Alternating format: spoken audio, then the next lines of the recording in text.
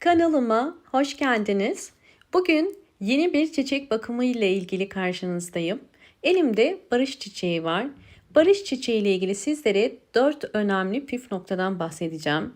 1 yaprak temizliği, 2 toprak seçimi, 3 böceklerden kurtarma ve 4 barış çiçeğini en hızlı nasıl çiçek açtırabiliriz?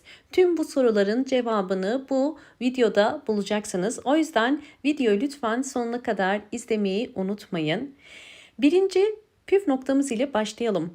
Barış çiçeği, saksı seçimi ve toprak seçimi nasıl olması gerekiyor? Ve saksı içerisindeki toprakta bu çiçek en az 4 yıl boyunca kalabilir. Eğer çiçeğinizde bir çürüme, kök çürümesi ve solma yoksa kesinlikle hem toprağını hem de saksısını değiştirmeyin. Unutmayın ki üretici firma her zaman çiçek için en uygun olan toprak ve saksıyı seçer. O yüzden siz de buna dikkat edin. Eğer çiçeğiniz çok büyüdü ya da bir çürüme varsa bu durumda saksı ve toprağını değiştirebilirsiniz. Peki en uygun toprak nedir? En uygun toprak az hayvan gübresi içeren, torflu, suyu süzebilen, geçirgen, hafif ve aynı zamanda Hindistan cevizi kabuğu ile karışmış olan toprak bu çiçekler için en uygun topraktır. Çiçeğinizi bu şekilde büyük bir saksının içerisine koyarak destekleyebilirsiniz. Barış çiçeğinin yaprakları için bir karışım hazırlıyorum. Bunun için 200 milim su bir kaseye koyuyorum ve üzerine nem yağı kullanacağım. Nem yağı tamamen natural ve doğal bir yağdır. Bunu tüm organik ürünler satılan marketlerde bulabilirsiniz. Ben evdeki tüm çiçeklerimin yapraklarını temizlemede kullanıyorum. Özellikle yeşil yapraklılarda çok işe yarıyor. Çiçeğinizde bitlenme, böcek ya da herhangi bir hastalık, mantar, trips böceği gibi böcekler varsa mutlaka kullanın. Üzerine çok az yarım çay kaşığı kadar deterjan koyuyorum. Bunun nedeni yağın suda çözünebilmesi için bunu koyuyorum. Böylelikle bu yağ suda çözünecektir. Bakın iyice çözündü ve şimdi bunu yapraklarımı hem üstten hem de alttan silmek için kullanacağım. İhtiyacım olan pamuk. Ben yaprakları silerken genelde böyle bir pamuk kullanıyorum ve çok işe yarıyor. Sizlere de tavsiye ederim. Her yaprağı sildiğimde bu suya batıracağım ve yaprakları tek tek bununla sileceğim.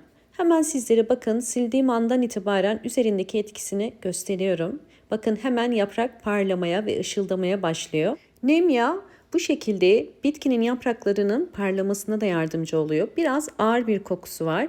Bu koku özellikle böcekleri de bitkilerden uzaklaştırıyor. Fakat bitkinin yapraklarına hem canlılık hem parlaklık sağlıyor. Hem de bitkinize oluşabilecek her türlü hastalık ve özellikle böceklenmelerden de koruyor. Bu yağı ayda bir kere kullanmanızı tavsiye ederim. Kesinlikle çok fazla kullanmadım. Bakın sadece 10 damla ile ben şu anda siliyorum ve gerçekten yapraklar arasındaki farkı sizler de görüyorsunuz. Şimdi tüm yaprakları bununla sileceğim.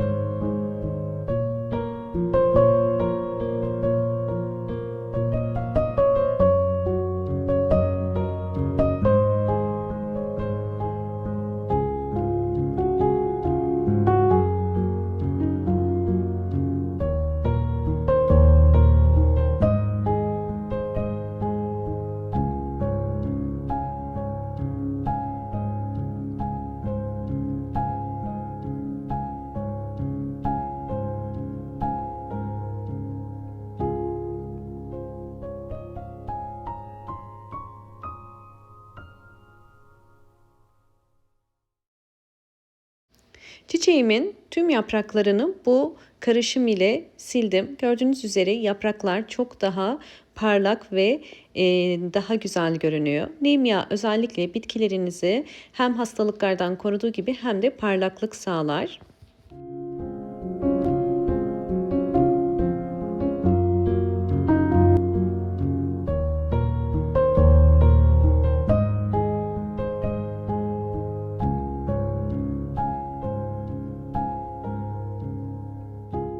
Sizlerle çiçeklerinizde gübre olarak kullanabileceğiniz bir sıvı bitki tarifi vereceğim. Bu tarif özellikle ayda bir kere verebilirsiniz. Tüm sıvı bitki besinlerini dönüşümlü olarak verin. İhtiyacım olan muz kabuğu. Muz kabuğu içerisinde bol miktarda potasyum var ve çiçeklerin en sevdiği potasyumdur. Muz kabuklarını soyduktan sonra bir tepsiye dizerek güneşte bekleteceğim. Güneşte kuruduktan sonra muz kabuklarını alacağım.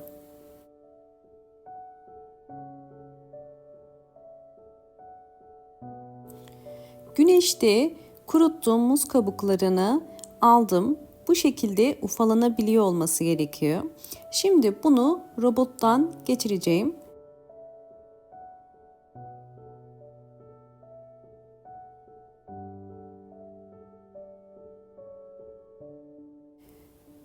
Eğer videomu buraya kadar izlediyseniz ve beğendiyseniz hemen beğen tuşuna basıp kanalıma da abone değilseniz eğer bana destek olmak için abone olabilirsiniz.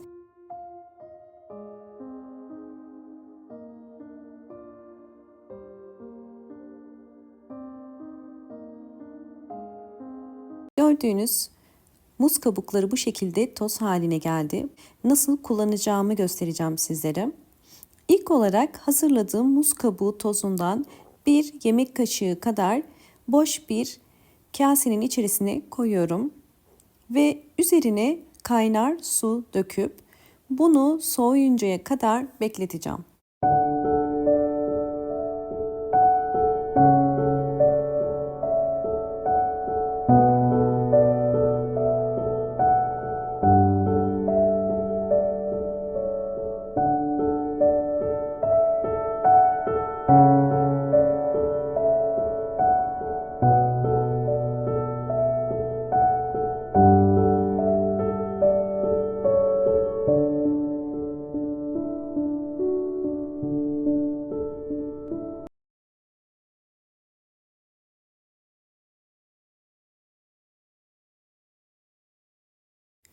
Soğuyan muz kabuğu suyunu süzüyorum.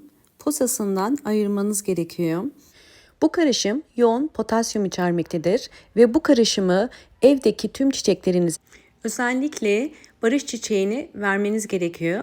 Şimdi bu karışımı barış çiçeğine vereceğim. Bu karışımı barış çiçeğine verirken çok fazla vermeyin. Bakın benim alt saksım var ve doluncaya kadar veriyorum. Bu karışımı özellikle ayda bir kere vermenizi tavsiye ederim. Hem yeni yavrular hem yeni yapraklar ve bol bol çiçek açmasına yardımcı olacaktır. Özellikle bu tarz gübreleri ayda bir kere vermeniz gerekiyor.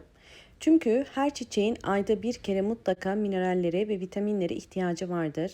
Sürekli düzenli olarak çiçeklerimizi suladığımızda saksı ve toprak içerisindeki vitaminler ve mineraller zamanla azalır. Bu yüzden mutlaka bu tarz evde kendi yaptığınız ya da güvendiğiniz gübrelerle desteklemeniz gerekiyor.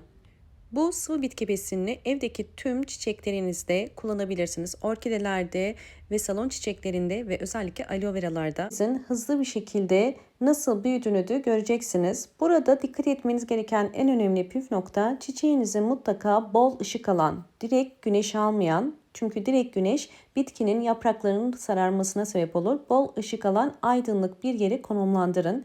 Böylelikle bitkiniz bol bol yeni yapraklar, yeni kökler ve yeni çiçekler açacaktır. Sizlerle bitkinin tüm aşamalarını paylaştım. Umarım bu anlattığım tüm püf noktalar sizler için faydalı olmuştur. Videomu buraya kadar izlediyseniz ve beğendiyseniz lütfen hemen beğen tuşuna basın ve kanalıma abone değilseniz lütfen abone olmayı unutmayın. Bol bol yorumlar yapabilirsiniz ve kanalımdaki yeni videolardan haberdar olmak için zil sesini de açık konuma getirmeyi unutmayın. Hoşça kalın, sağlıkla kalın.